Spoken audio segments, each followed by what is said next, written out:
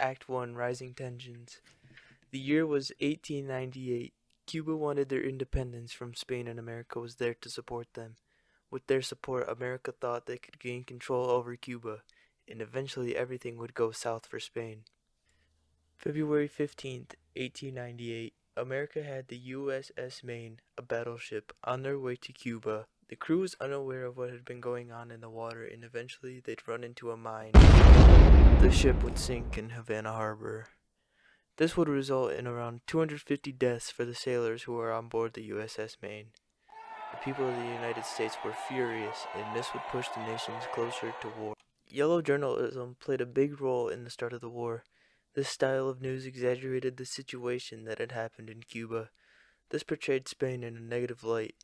The desire for war was extremely intensified among the American people. In April of 1898, President William McKinley asked Congress to issue a declaration of war against the country of Spain.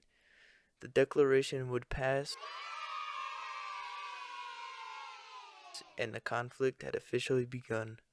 The war took place in two places, the Caribbean and the Pacific. Things were about to go down. Act 2 War. The Battle of San Juan Hill was in Cuba. It was a major battle in the Spanish-American War. Soldiers would charge up the hill led by Rough Riders and Theodore Roosevelt, who was a very crucial asset in the battle. All soldiers charged up the hill, gunshots flying through the air, almost hitting soldiers, but the American soldiers had no intention of falling back from this gunfire. The Spanish forces were ready for the American soldiers. Spanish soldiers were well armed and had good cover and were ready to begin the battle. Tons of American soldiers fell into the Spanish forces in an area called the Hell's Pocket. The American soldiers decided to split into two groups to capture both hills simultaneously. Sumner's troops, the 24th and 25th, charged up the side of the San Juan Hill, while Roosevelt's Rough Riders headed up the Kettle Hill. This battle showed how determined America's forces were.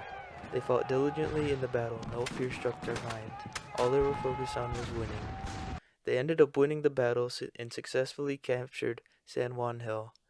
The capture of San Juan Hill played a major role in the outcome of the war, highlighting the bravery and valor of the soldiers that were involved in this battle. Act 3 Resolution.